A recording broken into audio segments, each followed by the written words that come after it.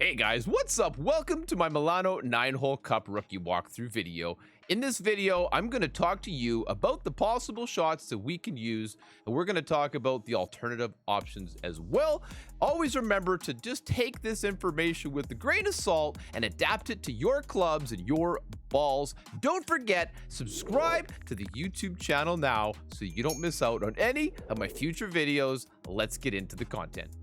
Hole number 1 means that we start this tournament off on a par 4. I bring an extra mile and a marlin ball here, and I'm giving it max top, and I usually go with right spin here as well. Now, the reason I'm playing on the left, as you can see, we have a nice headwind.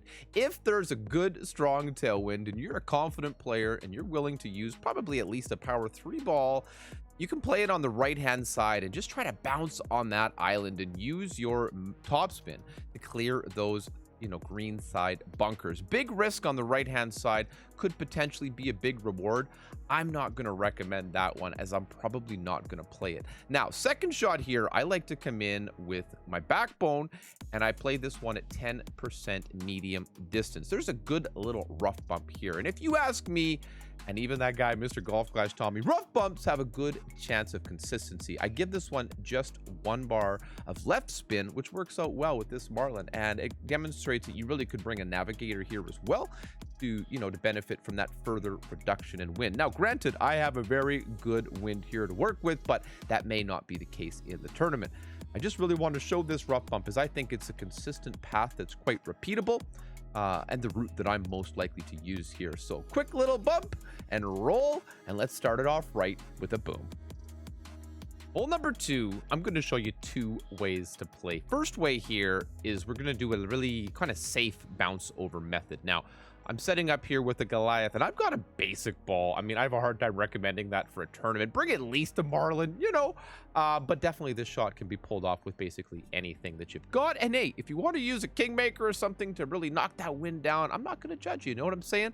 I'm giving this one, as you can see, 0 spin. I'm basically just looking for that that second bounce down close to the green to kind of hit that rough a little bit. Now, because I had a stronger wind here, I kind of pulled that second bounce back, but ultimately you get that nice bounce on the fairway on the rough here, and then we just trickle on out to the hole. Oh, so close, but that's definitely an option for many people.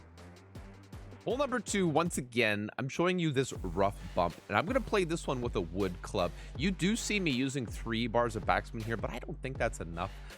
We got lucky with this headwind and the pin. So I'm going to say at least 4 bars of backspin here is probably what we're going to need in almost all situations, especially if you try this with a tailwind. This is a very touchy shot. However, it's something that I think a lot of people are going to go for. So I adjusted this at 20% max, giving it that at least 4 bars of backspin. Might even go for 5 or more. Just depends on the wind. Big time bump, roll. This one sure looks good when you can get it to stick. Hole number 3, and we finally get a chance to play one of these Milano par 5s. Now, I'm playing, as you can see, with a basic ball and an extra mile. I recommend you got to bring something with a little more juice here. You could play a marlin. I'm probably going to end up using a Titan, as I do for most par 5s, so that I can eliminate having to use quite so much overpower. Nonetheless, if you can hit perfect in that circumstance, by all means, bring yourself a basic ball. But you can see we barely cleared the rough there, given this wind, and I would actually like to roll up and past that tree that you see in the left side of your frame. So 10% max on the drive. Second shot, I played the same adjustment as well. Now, I also recommend that you play this with a sniper if you've got it. I'm giving it a couple, 2-3 bars of backspin, all depending on how you like to see that ball guide and depending on the wind that you're working with as well.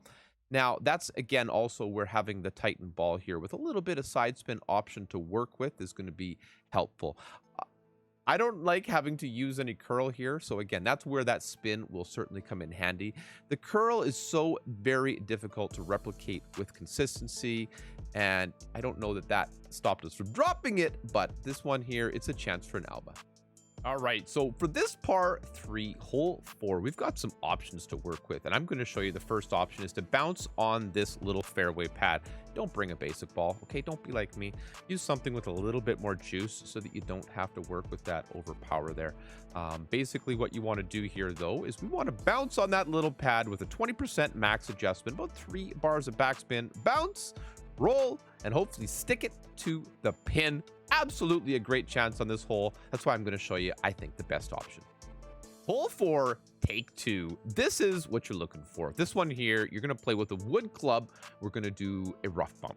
I'm giving this like 2 bars of backspin, and we're playing this one at 20% minimum distance. Now, of course, like you have throughout the video, you see me here with the Viper. I always recommend to bring at least, you know, like a level 4 sniper or higher over Viper in most cases.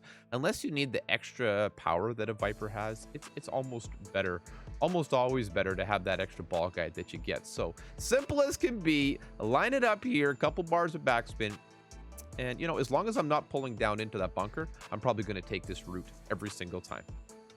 Hole number 5 is a lovely par 4 opportunity for eagle. I played this one here with my extra mile and a marlin ball. Yes, there is a shot down the center with max topspin. You can get this one right beside the green. It's quite a bit more of a skilled circumstance and highly wind dependent. You can play this shot basically in any wind. I'm giving it just a little bit of topspin, couple bars, and I give it like 1 bar of left spin. You see that little cut out near the bunker? That's the general area that I'm aiming. I got a little bit intimate with this shot. I didn't need to come quite so close to the bunker. However, anywhere up in this general area here is absolutely perfect for the second shot. Now, the second shot, I am playing a thorn short iron. You can play whatever short iron you like, but you do need to use a few bars of backspin coming down this hill. I played this one at 40% medium distance. That's right, 40, and we're giving it like 3.5 or so bars of backspin, just depending on the wind. Of course, I've got a light headwind here, so we have to use, you know, maybe a little bit less. Yeah, less backspin. But if you've got a big tailwind, you might need a little bit more backspin. All in all, you line it up, you knock it down, you take your eagle, and you move on to hole number 6. Good luck with your shot. Hole number 6, and I would say we're on our second hardest par 5 of this course, and this is not an easy hole. I am bringing a power 3 Titan ball here with my big topper. Now, I do think you could play this shot with any level big topper because we're not in max distance here, but we're playing it at 10% max. I also give this one maximum top spin, and as you can see, we're giving it like 1 bar of left spin. So then, look at the ball guide, see where we're lining up. The idea here is then we're doing a second bounce rough bump onto that small central fairway pad. There's a route that you can play to the right on this hole. I'm pretty sure you can play to the left. However, the idea is here then we're going to get this nice, perfect shot. We're going to bounce. We're going to hit the rough. Boom. And we're going to roll up onto the fairway. A little further up. Absolutely awesome. Anywhere on the short stuff here, and you are doing just fine. So then, second shot, what we're looking to do here is a little rough bump. Coming in with my sniper, and you can see I've only got a level 5 sniper here. It doesn't have to be, you know, a 10 or whatever. And we're going to go somewhere down in this spot, right in front of the green. I give it 1 bar of backspin here. And we are at maximum distance. This isn't going to work so well in a headwind. We're probably going to have to lay up and just work hard to get that eagle. But in any kind of cross tailwind, this is the route that I'm going to go. And really simple setup here. Just like that, 1 back, 10% max, clean adjustment here. We're lucky to have the low wind. I acknowledge that. However, I do think that this is the path that's going to give us the best chance for an albatross on hole number 6. Let's go, baby. Come on. Get in the hole. We'll see you on the next one. The theme of the par 3s for me, and this video anyway, is the fact that there's options. First option, I'm showing you here how I'm playing this with a backbone and a basic ball. I'm giving it 3 bars of backspin, and we're basically just going to use some curl here to try to bring it from this left fairway pad and bounce down then onto the green. I recommend using a quasar ball because of that side spin to give you that opportunity to try to dial it in without needing to use curl. Not an easy shot, not my favorite option, but it is there for you to use nonetheless. Good luck. All right, so hole 7, version 2. This one I think is an excellent shot. You see that we've got a basic ball. We're giving it 2 bars of backspin. I'm going to upgrade that to a navigator. We definitely don't need any side spin for this shot. So we can cut that wind down to 0 and give ourselves, well, you know, as close to 0 as possible. And the Guardian here, excuse me, the Goliath here is an important choice because it gives us that reach that we need to get there to be green side. And really, it's just a matter of dialing in the different winds that we're going to see. This one is such a good chance. Good luck. Hole number 8, and this is our final par 4. I'm playing a nice layup here on the right-hand side, and we're going to approach the green with our wood club. Now, if you've got a tailwind, you're likely going to play this on the left side, you know, extra mile quasar, and then a thorn second shot. That's what I would like to recommend in that kind of wind, but I cannot find my footage for that hole. So we're going to just stick with this excellent opportunity as well. As you can see, I'm going to come in with my Viper club here. Now, I still recommend to play this with the sniper. And because of this headwind, I actually played this one at 10% mid, even though it's in a minimum range. And all we do, a couple bars of backspin here. And, you know, the drive on the left can be much more technical. If you like a more simple, straightforward approach, then I would actually recommend this right-hand side every single time. It's absolutely a viable path. The Milano course is really good for that. Lots of options, lots of chances to get those drops. I'll see you on the final hole. Hole number 9, and I'm going to say this is the hardest hole in the game. You should probably play a power 5 ball here. I'm just saying.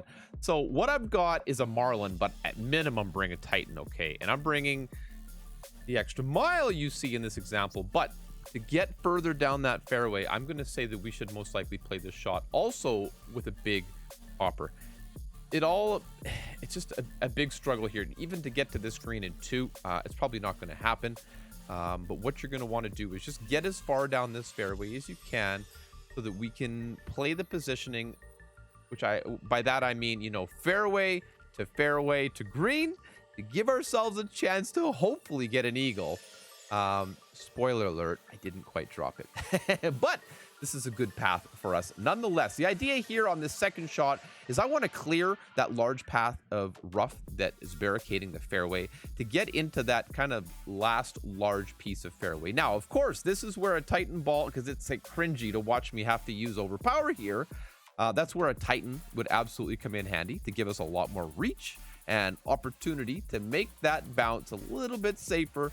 However, anywhere up here in front of this last big bunker is going to set us up for what I think is a pretty cool mid-range. Now, I'm considering this. If you had a Hornet there with a bit of topspin, by all means, play that short iron shot. But I think this little rough bump in front of the green here is actually a very good opportunity. Now, we played this one at 10% medium distance, and it's a little bit past minimum, so it all depends. But we're playing it down onto a slope. So I think that little extra point or two of adjustment is a good thing. And really, this is like, if you get an eagle on this hole, it's as good as getting an albatross. Now, I recommend hitting perfect every single time to give you, I think, a really, really good look at it. It was great fun. Thank you so much for watching. Thank you very much for joining me as we walked through the Milano 9-hole Cup course. If you have any comments, questions, or concerns, leave them in the comment section below. And finally, don't forget, hit that thumbs up button and subscribe to the channel now so you don't miss out on any of my future videos. Thank you so much for watching, and good luck in the tournament.